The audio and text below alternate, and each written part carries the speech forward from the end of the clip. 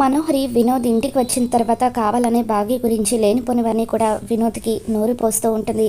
బాగి కావాలని కేర్ టేకర్గా ఇంట్లో అడుగుపెట్టింది. అలా ఇంట్లో అడుగుపెట్టిన తర్వాత పిల్లల్ని, అంకుల్ని, ఆంటీని తన మాయ మాటలతో దగ్గర చేసుకుంది. అసలు నిజానికి అమర్కి నాకు పెళ్ళవ్వాల్సింది. అమర్తో నా పెళ్ళి జరిగిన తర్వాత నా ప్రాణ స్నేహితురాలైన 6 పిల్లల్ని నా ప్రాణంగా చూసుకుందామని అనుకున్నాను. 6 లేని లోటు తీరుద్దామని అనుకున్నాను. కానీ ఆ రోజు ముసుగు వేసుకొని నా స్థానంలో కూర్చొని ఆ బాగి తాళి కట్టించుకుంది అని చెప్పి మనోహరి కావాలని చెడుగా బాగి గురించి వినోద్కి చెబుతూ ఉంటే, మీరు చెప్తున్నవన్నీ వింటూ ఉంటే నేను నమ్మలేకపోతున్నాను. నిజంగా ఆ బాగుమతి ఇవన్నీ చేసిందా అని చెప్పి వినోద్ అంటూ ఉంటాడు. అవును వినోద్, తనతో మాట్లాడిన వాళ్ళు ఎవరైనా సరే తను ఎంతో మంచిదని అనుకుంటారు. కానీ తన లోపల మాత్రం అన్నీ కూడా విషపు ఆలోచనలే. అమ్మని పిల్లల నుండి, అంకుల్ ఆంటీ నుండి వేరు చేసి తన కొంగుకి ముడి వేసుకోవాలని చూస్తుంది. మీ అన్నయ్యలో కూడా అప్పటికి ఇప్పటికీ చాలా మార్పు వచ్చింది. ఈ ఇంట్లో ఏ నిర్ణయం తీసుకోవాలన్నా కూడా అమర్ ఆ బాగుమతి నిర్ణయమే అడుగుతున్నాడు. చివరకు 6 ఫోటో హాల్లో లేకపోవడానికి కూడా కారణం ఆ బాగుమతినే. తనే 6 ఫోటో హాల్లో పెట్టొద్దని చెప్పింది. ఎందుకంటే ఈ ఇంట్లో తను మహారాణి అవుదామనుకుంటుంది కదా. అందరూ 6ని ప్రతిరోజు గుర్తు చేసుకుంటే తనకు ఈ ఇంట్లో విలువ ఉండదని చెప్పి 6ని అందరూ మర్చిపోయేలాగా చేయడం కోసమని 6 ఫోటోని ఇక్కడ పెట్టించింది అని చెప్పి మనోహరి కావాలని వినోద్కి చెప్పడంతో వినోద్ బాగి మీద కోపంతో రగిలిపోతూ ఉంటాడు. అసలు ఆవిడెవరండి? మా వదిన ఫోటో ఈ గదిలో ఉండాలని చెప్పడానికి. ఇప్పుడే మా వదిన ఫోటో తీసుకువెళ్ళి హాల్లో పెడతాను అని చెప్పి వినోద్ అంటూ ఉంటాడు. వద్దు వినోద్, నువ్వు వచ్చింది ఈరోజే కదా. నువ్వు ఆ పని చేస్తే మీ అన్నయ్యకి నీకు గొడవలు అవుతాయి. నెమ్మదిగా మీ అన్నయ్యకి నచ్చజెబుతూ కానీ ఆ బాగి నిజస్వరూపం ఏంటో ముందు మీ అన్నయ్యకి తెలియాలి. నువ్వంటే తెలివైన వాడివి కాబట్టి వెంటనే తన క్యారెక్టర్ని అర్థం చేసుకున్నావు. మీ అన్నయ్య కూడా తెలివి కలవాడే అయినా అంతలా ఆ బాగుమతి తనని మార్చేసింది అని చెప్పి మనోహరి అంటూ ఉంటుంది. ఇక దాంతో వినోద్ బాగి మీద చాలా కోపంగా ఉంటాడు.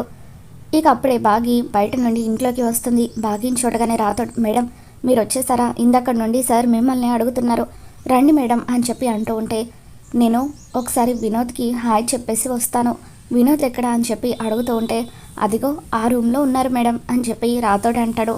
సరే అని చెప్పి బాగి వెళ్తూ ఉంటుంది. వినోద్ ఇప్పుడు నా ఫోటో దగ్గరే ఉన్నాడు కదా, ఇప్పుడు పొరపాటున బాగి అక్కడికి వెళ్ళిందంటే నా ఫోటో చూసేస్తుంది ఎలా అని చెప్పి ఆరు ఎంతగానో టెన్షన్ పడిపోతూ ఉంటుంది.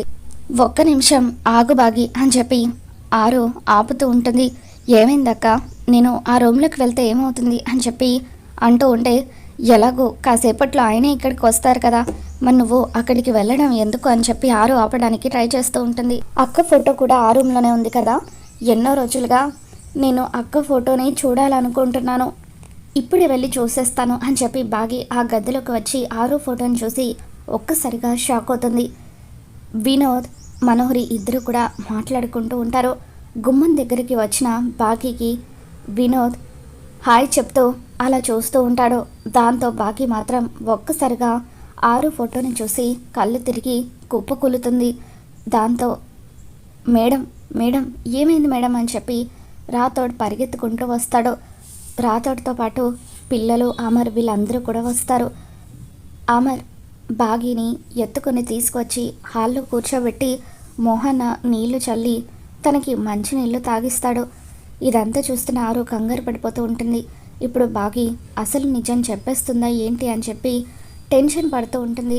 ఏమైంది బాగి, ఒంట్లో బాగోలేదా, అలా కళ్ళు తిరిగి పడిపోయావేంటి అని చెప్పి అమర్ అడుగుతూ ఉంటాడు. దాంతో బాగి, ఏమండి నేను ఫోటోలో చూసింది ఆరు ఒక్కనే కదా అని చెప్పి అంటూ ఉంటే, అవును బాగి తనే ఆరు, ఇప్పటి వరకు నువ్వు ఆరుని చూడలేదా అని చెప్పి అంటూ ఉంటే, లేదండి ఇప్పటి వరకు నేను ఆరు అక్కని చూడలేదు, కానీ ఆరు అక్కతో ఎన్నోసార్లు నేను మాట్లాడాను అని చెప్పి బాగి అంటూ ఉంటే అందరూ షాకింగ్గా చూస్తూ ఉంటారు. ఇదివరకు పక్కింటక్క అని నేను ఒక అక్క గురించి చెబుతూ ఉండేదాన్ని, ఎన్నిసార్లు నేను ఆ అక్క గురించి చెప్పినా మీరెవరు మాకు తను కనపడలేదు అనేవాళ్ళు. అక్క కోసం మనం వీధంతా కూడా వెతికాము, గుర్తుందా అండి? ఆ అక్క మరెవరో కాదు, ఆరు అక్కనే అని చెప్పి బాగి అంటూ ఉంటుంది. దాంతో అమర్ ఒక్కసారిగా షాక్ అవుతూ ఉంటాడు. ఇంతకుముందు ఎన్నోసార్లు నువ్వు ఇదే విషయం గురించి మాతో చెప్పావు, కానీ ఆరు పక్కింటక్క ఇద్దరు ఒకటే అన్న విషయం ఎందుకు మాతో చెప్పలేదని అమర్ అంటూ ఉంటాడు. దాంతో బాగి మనోహరి వైపు చూపిస్తూ, మనోహరి గారిని ఆరు అక్క ఫోటో చూపించమని అడిగితే ఎవరో ఒక ఆవిడ ఫోటో చూపించారు, అందుకే నేను ఇద్దరు ఒకటి కాదేమో అనుకున్నాను అని చెప్పి అంటూ ఉంటుంది. దాంతో అమర్ ఎందుకలా చేసావు మనోహరి అని చెప్పి ఒక్కసారిగా మనోహరి చెంప పగలగొడతాడు. అంటే ఆరు గురించి తనకు నిజం చెప్పాల్సి వస్తుందని అలా చేశాను అమర్ అని చెప్పి మనోహరి అంటూ ఉంటుంది. దాంతో బాగి ఎంతగానో ఏడుస్తూ ఈ ఇంట్లో వాళ్ళకు ఏమి ఇష్టమో, పిల్లలకు ఏమి ఇష్టమో, పిల్లలు ఏ టైంలో ఎలా ఉంటారో ప్రతి విషయం గురించి అక్క చెబుతూ ఉండేది. పక్కింటి ఆవిడకు ఇవన్నీ ఎలా తెలుస్తున్నాయని ఎన్నోసార్లు నేను అక్కని ప్రశ్నించాను, కానీ అక్క ఏదో ఒకటి చెప్పి దాటవేసేది. కానీ నాతో మాట్లాడుతున్న అక్కే ఆరు అక్క అని నేను అస్సలు అనుకోలేదండి అని చెప్పి బాగి ఎంతగానో ఎమోషనల్ అవుతూ ఉంటుంది.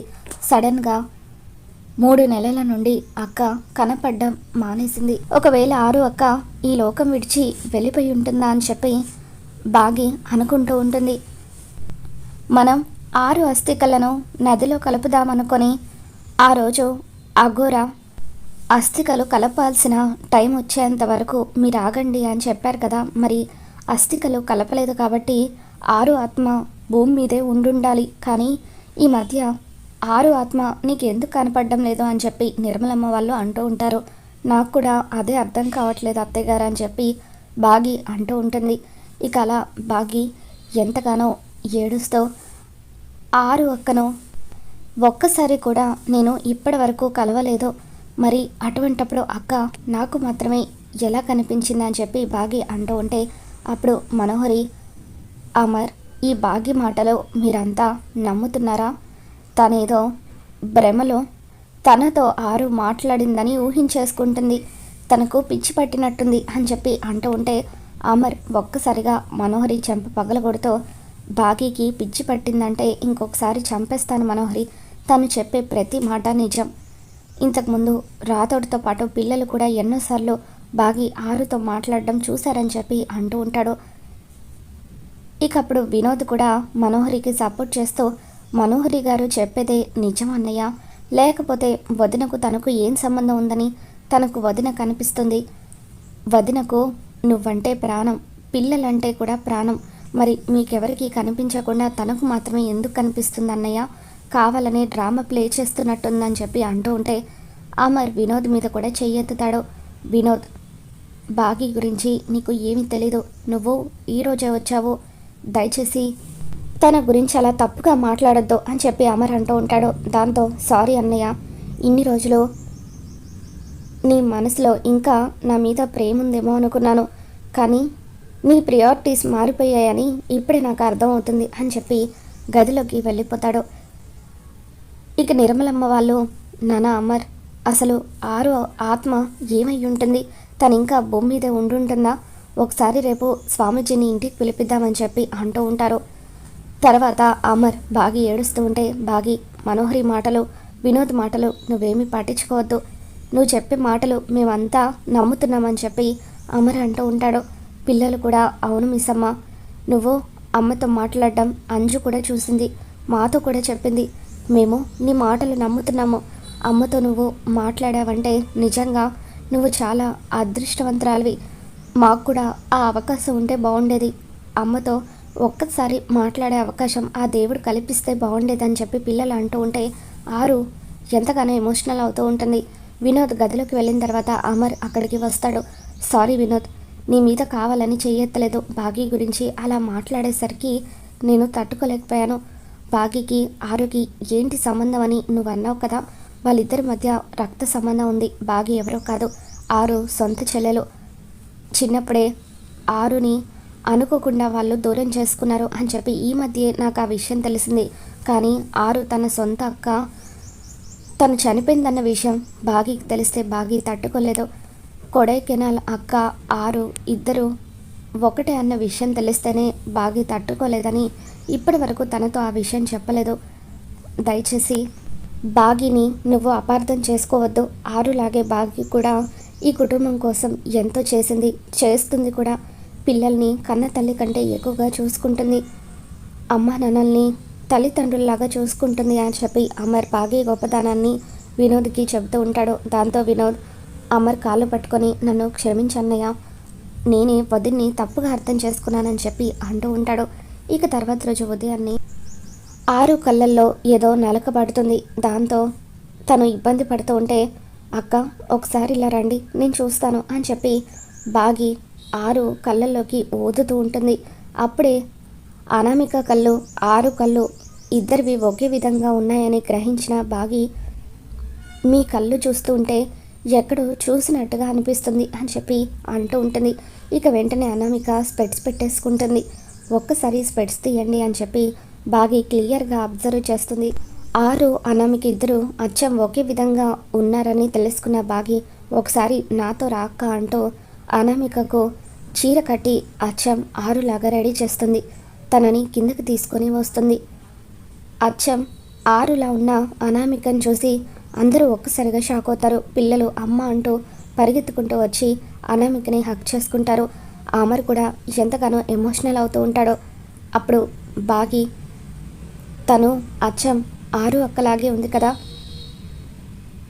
ఈరోజే నాకు ఆ విషయం తెలిసింది. ఇన్ని రోజులు అనామిక మన మధ్య ఉన్న ఇద్దరు ఒకేలాగా ఉన్నారని మనం ఎవరం కనిపెట్టలేకపోయామని చెప్పి బాగి అంటూ ఉంటుంది. అవును బాగి, నువ్వు చెప్పేది నిజం, అనామిక అచ్చం ఆరులాగే ఉంది అని చెప్పి నిర్మలమ్మ వాళ్ళు అంటూ ఉంటారు. ఇంతలో స్వామీజీ ఇంటికి వస్తారు. స్వామీజీతో నిర్మలమ్మ వాళ్ళు జరిగింది మొత్తం కూడా చెబుతారు. మా కోడలు ఆరు ఆత్మ బాగికి కనిపిస్తూ ఉండేది, కానీ ఈ మధ్య తను కనిపించడం మానేసిందట. ఎందుకు మా కోడలు ఈ మధ్య బాగికి కనిపించడం లేదో చెప్తారా స్వామీజీ అని చెప్పి అడుగుతూ ఉంటే స్వామీజీ ఏవో పాచికలు వేసి అనామిక వైపు చూస్తూ ఉంటారు. తన వైపు చూస్తూ నవ్వుకుంటూ ఉంటే అనామిక టెన్షన్ పడుతూ ఉంటుంది. ఇక స్వామీజీకి అనామికలో ఉన్నది ఆరు అన్న విషయం తెలియడంతో మీ కోడలు మరెక్కడో లేదో మీ కళ్ళ ముందే ఉంది, ప్రతిరోజు మీరు తనతో మాట్లాడుతున్నారు అని చెప్పి అదిగోండి మీ కోడలు ఆరు అక్కడే ఉంది, తనే మీ కోడలు అని చెప్పి స్వామీజీ చెప్పడంతో ఇక అందరూ కూడా ఆరు వైపు షాకింగ్గా చూస్తూ ఉంటారు. మరి రాబోతున్న ఎపిసోడ్లో ఏం జరగబోతుందో మళ్ళీ మన ఛానల్ తెలుసుకుందాం. ఈ వీడియో మీకు నచ్చినట్లయితే తప్పక లైక్ చేయండి.